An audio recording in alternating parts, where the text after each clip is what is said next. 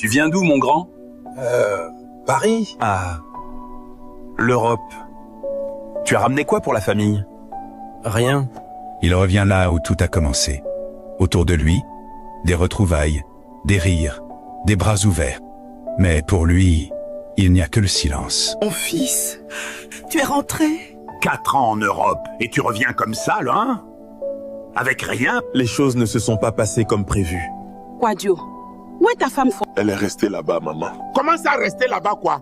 Tu l'as fait venir. On a tous cotisé pour ça. Je sais, papa.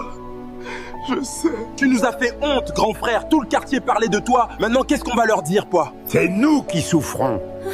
Nous qui avons investi en lui. Je vais dormir ailleurs ce soir.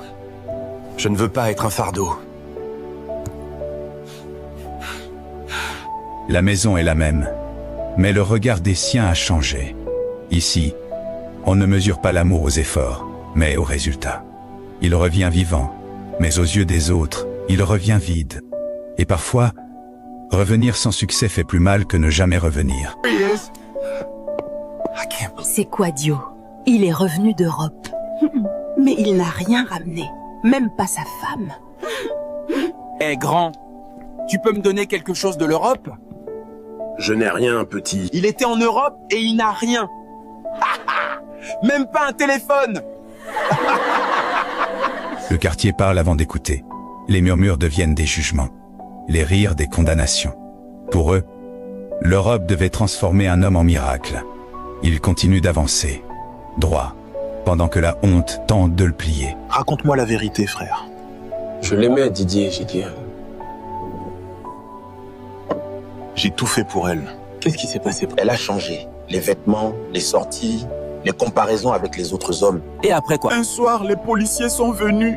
Elle m'avait dénoncé. Elle a dit que je la menaçais. C'était faux. On m'a chassé de ma maison. Divorce.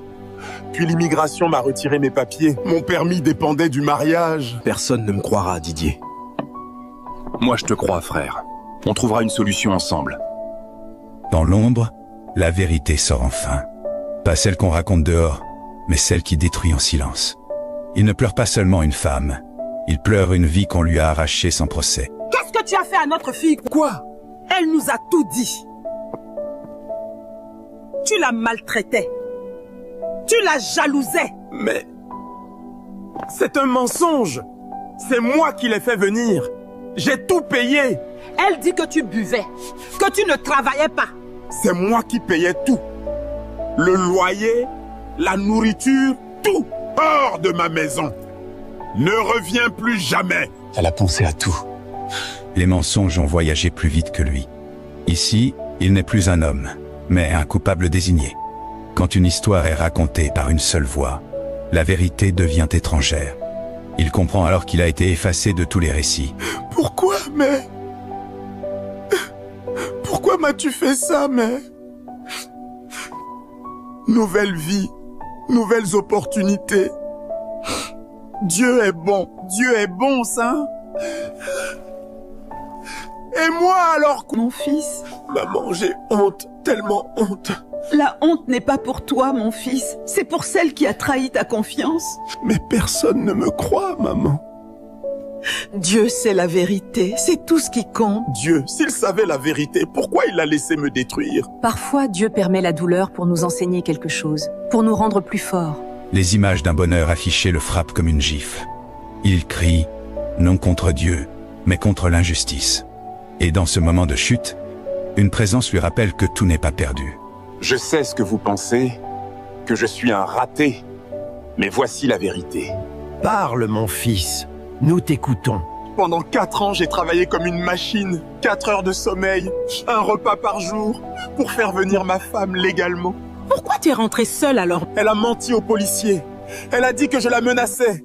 Ils m'ont chassé de chez moi. Puis divorce. Puis expulsion. Maintenant, elle vit tranquillement en France.